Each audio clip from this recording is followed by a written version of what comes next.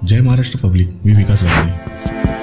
तर मंडळी, आज आम्हा कलाकारांचा दौरा ज्या ठिकाणी असणार आहे ते ठिकाण म्हणजे विक्रोळी। या विक्रोळीतील कन्नमवार नगर 1 मधील बालगंधर्व मैदानात आज दिनांक 8 डिसेंबर 2024 रविवारी लावण्यांचा सदाबहार कार्यक्रम म्हणजेच शृंगार केला मी तुम्हासाठी हा कार्यक्रम सादर केला जाणार आहे। मंडळी, गेली 6 वर्षापासून आम्ही सातत्याने या ठिकाणी कार्यक्रम करत आहोत। या 6 वर्षात आम्हाला वेगळं काही करण्याचं आव्हान होतं आणि ते आव्हान आम्ही स्वीकारलं देखील। तो मंडळी, आता आपण या महोत्सवापर्यंत पोहोचलो आहोत। तुम्ही पाहू शकता विविध स्टॉलसह आपली स्टॉल उघडण्यात सज्ज आहेत।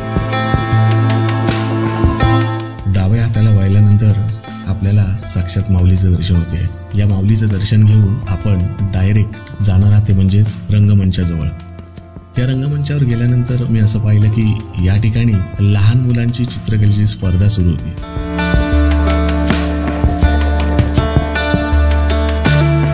महोत्सवात फिरल्यानंतर तर हॉटेलकडे पाहिलं तर खमंग अशी मेजवानी सुरुवात केली होती।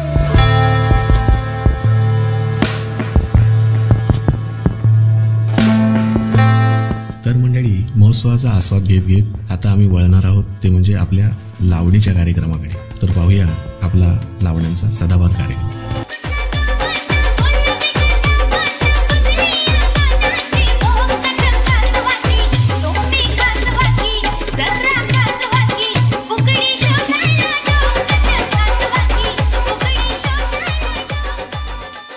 काय करणार आता? स्टॉकच थांबून ठेवलंय। देता का 1-2 गोण्या वाटू तरी नाही भेटणार ना। जर उखाणा चांगला असेल तर 1 किलो तांदूळ भेटणार। मग आम्हीच कशाला पाहिजे त्याच्यासाठी? इथे इतकं सुंदर महिला मंडळ बसलेलं आहे, त्यांना पण घ्या की आपल्याला। नाही ते पण उखाणा घेणार ना? घेणार का नक्की? हो, नक्की घ्या। खायला मोत्याचा घास वसंतरावांचं नाव घेते तुम्हा सर्वांसाठी। बापरे, स्टेशन आलाय फिरून आली, कोकण दौरा करून आली ट्रेन तोपर्यंत। असं आहे का? होईल त्यासाठी अजून एक उखाणं घेणार। बरं, सुकलेलं पान वास्त कर करा। कसं कर कर कर कर कर कर, क्या बात आहे। सुकलेलं पान वास्त कर करा आणि आमची वहिनी रात्री झोपेत पेपर बरा। आता लय राग येतोय। तू घेतला उखाणा बोल, मी पण उखाणं घेणार ना। आमचा पुरुष वर्ग आहे शेवटी, बरोबर आहे की नाही? लक्षात ठेवा। क्या बात आहे। अहो, पण लक्षात ठेवायला तिचं नाव तर कळलं पाहिजे। ते रत्नप्रभा नाव घेतो, खोबरं किसून रेशमाचं नाव घेतो तुमच्या लावणीच्या प्रोग्राम मध्ये बसून।